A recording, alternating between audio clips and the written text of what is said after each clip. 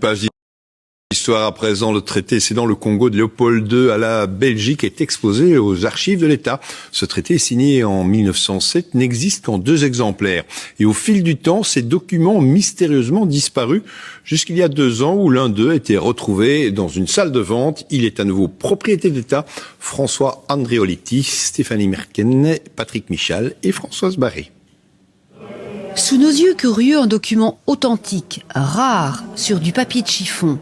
L'écriture à la plume est calligraphiée avec soin, une habitude pour donner toute la solennité à ce document de 5 pages.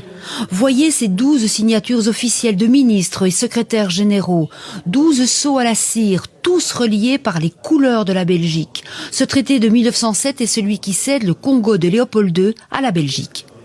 Un peu comme s'il vendait sa maison ou son château. Ici, il s'agit de l'État indépendant du Congo, donc un territoire qui fait 50 fois la Belgique. Et donc, par un document de 5 pages, il cède la totale propriété à l'État belge.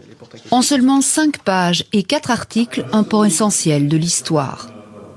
Ce sont les engagements réciproques pris par Léopold II, le propriétaire de l'État indépendant du Congo, et par le gouvernement belge.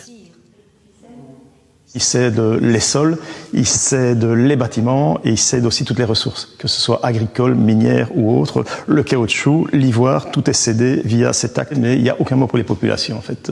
C'est comme s'ils étaient attachés au territoire et qu'ils n'ont aucune importance. C'est aussi un mystère complet. Ce document et son double disparaissent voici des décennies, sans doute emportés dans une valise pour échapper à l'invasion allemande en 40. Mis à l'abri, choyé peut-être par les descendants du sauveteur, il réapparaît dans une maison de vente qui avertit tout de suite les archives générales du royaume, abasourdies et sans voix.